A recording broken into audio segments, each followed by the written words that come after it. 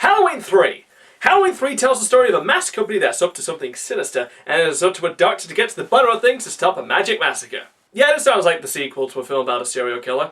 This film was slammed by critics and fans when it first came out, but since then has gained a bit of a cult following. So, let's see if there's anything worth talking about in Halloween 3. Halloween 3. Chris, that was totally cute.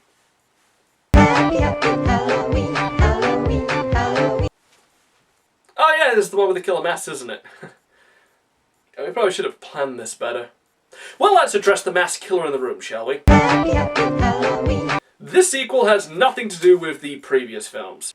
In fact, the first Halloween is playing on the TV in the film itself, so it pretty much guarantees that this doesn't take place in the same universe.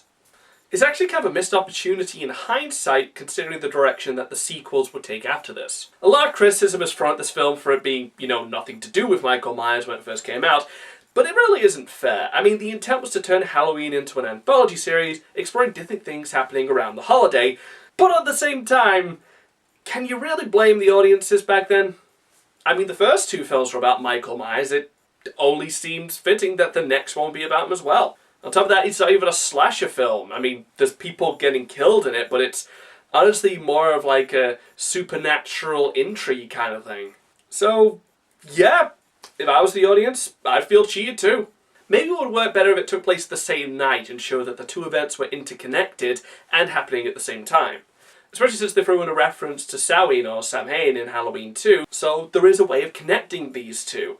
And unfortunately that never happened, so audience felt like they were watching something completely different. It actually feels more like, one of those in-name only sequels, like that sequel to House that was about a magic serial killer.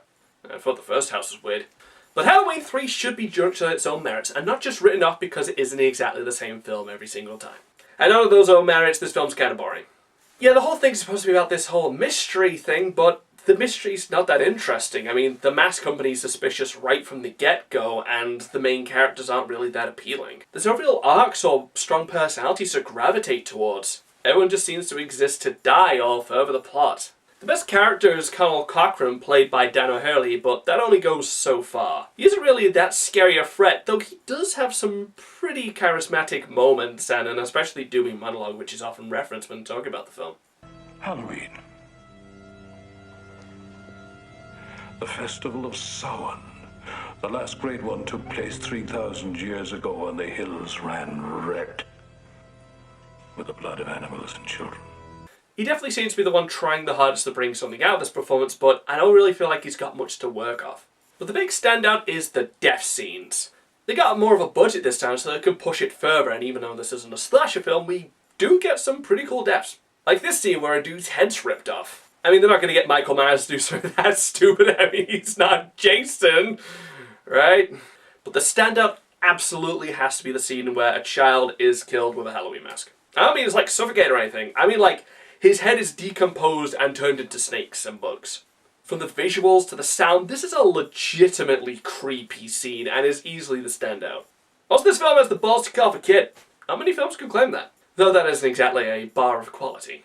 So in conclusion, Halloween 3 is a pretty dull ride with a pretty cool final act and a pretty interesting villain. It's hard to praise it as the unappreciated masterpiece, but it's not worth overlooking either. And don't worry about Chris, the poor box office of this review will show they'll be back in the sequel.